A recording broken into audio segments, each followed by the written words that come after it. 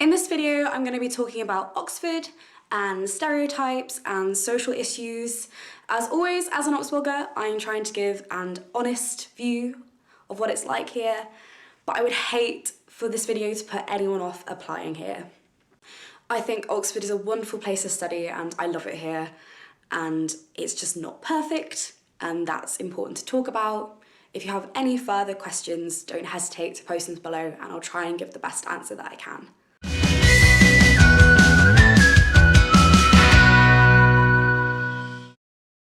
So firstly, there's no denying that Oxford has a stereotype. There's also no denying that the media adds to this stereotype. You only have to search Oxbridge into Google, and no doubt many of the articles that come up will contain the words posh kids, elitism, public schools. There's also films like The Riot Club, which after seeing in the cinema with my friends, many of them turned to me after and said that they would be never applying to Oxford University. So before I get on with this video, I need to say that the stereotype that Oxford is full of posh, awful people that live in a world so far detached from real life is not true. There are all sorts of people at Oxford, and in my experience at least, your background does not affect how you are treated on a university level and from the very most part from your peers.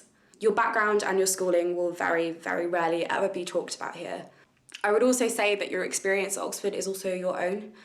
If you're interested in the more traditional parts of Oxford life, you can participate in them and you don't have to be from a particular background to do so. But I think there are so many people at Oxford who also have an Oxford experience that isn't very Oxford. And I fully believe that there is no such thing as an Oxford type. I think the only thing that really does define the Oxford experience is that we do actually do quite a lot of work. The only thing that really does unify us is that we do tend to spend a lot of time in the library. However, to pretend that Oxford University has no problem at all when it comes to privilege, class and elitism would obviously be a lie. The first thing to say is that the majority of people here are from state schools, at about 60%. So the majority of people here didn't pay for their education before they came to Oxford. But when you compare the 40% who did pay for their education to the 5% to 6% who are independently educated nationally, this statistic stops sounding so good. And unfortunately, yes, you can tell that most people in Oxford are from wealthier backgrounds than most.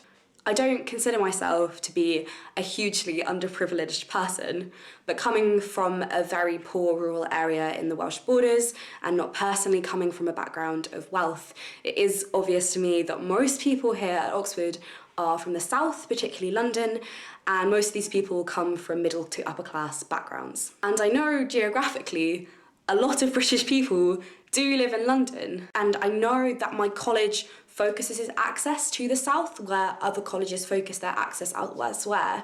So if you go to another college and you think this is different, please let me know, that would be really interesting. But in general, the Midlands, Northern, Welsh, Scottish divides seem quite disproportionate in comparison to the amount of people here who are from the southeast or London. So do I think this problem is Oxford's fault? No. I don't doubt that individual people within the university system are biased in their own ways, but it's very clear to me that Oxford is making real changes and a real effort to try and encourage people from all backgrounds to apply here. Because that's where the problem lies. If you look at the data, it's just far more likely for a person from an independent school or from the south to apply to Oxford.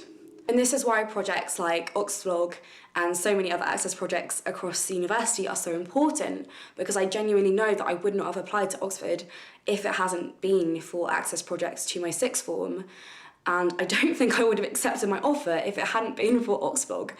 And I know it's weird to talk about privilege within Oxford when I know we are all so hugely privileged to be Oxford students, but I do think generally that most Oxford students recognise that.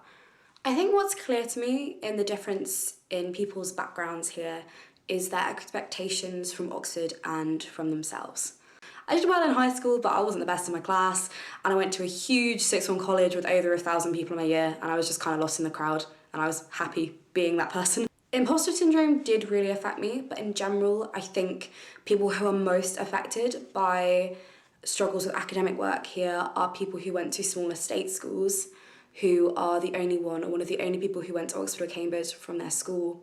My friend described it as being hard to deal with the fact that being good at their subject was no longer their thing, which is so true that it is hard to deal with here. Something you used to love and enjoy and excel at is now something you're doing average at or even badly in comparison to everyone else around you, which is something I struggle with, and I'm sure many, many people here struggle with. I remember having a conversation with one of my friends who went to a school that is very, very well known for being very good at getting people into Oxbridge.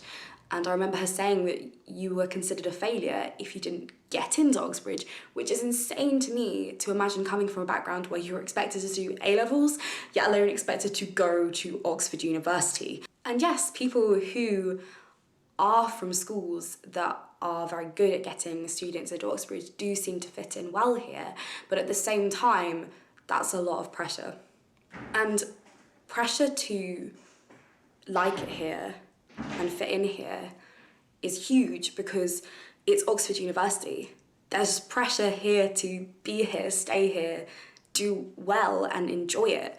And for some people, that's not possible. I think it's so hard to be having a tough time at Oxford because you feel like you're somehow wasting this opportunity that's been given to you, before recognising that you're not perfect, the people around you are not perfect, and the university, though brilliant, is certainly not perfect. And I do think it can be harder to contextualise your life and your problems at Oxford, because yes, Oxford is a bubble. I also don't think this is wholly Oxford's fault, but when you put a large amount of very academically driven people into a small area, it is going to become a bubble. But the main reason I think Oxford is such a bubble is because Oxford is so demanding of your time. There's just so much to do here in terms of your academic work, and then so many other activities to get yourself involved with. And everyone else is also so busy and there's barely any time to breathe. It's exciting and it's exhausting, but I feel myself missing out on things outside of it all. I miss calls from my friends and my family, and I justify it because I'm so busy and I'll be home soon because Oxford terms are only 8 weeks. I don't really keep up with the news aside from huge political events and college gossip, and I'm not even very good at keeping up with those. And because Oxford is 8 weeks, it feels like I live in two different worlds. The real world and this tiring, exciting Oxford fantasy world that I holiday to for 8 weeks at a time. What have I been doing this term to try and combat all these different problems? I've been trying to be kinder. I've been trying to be kinder to the people around me who are having to deal with Oxford, and I've been trying to be kinder to myself who's also having to deal with Oxford. I've started this new technique in which I ask myself if the standard I am holding myself to is the same standard I'd hold someone else, and it's a good way to keep in check whether I'm being too hard on myself all the time if it comes to work or socialising or anything. I'm constantly trying to educate myself on social issues and especially how they relate to Oxford, and I'm considering running for Access Officer for my college next term.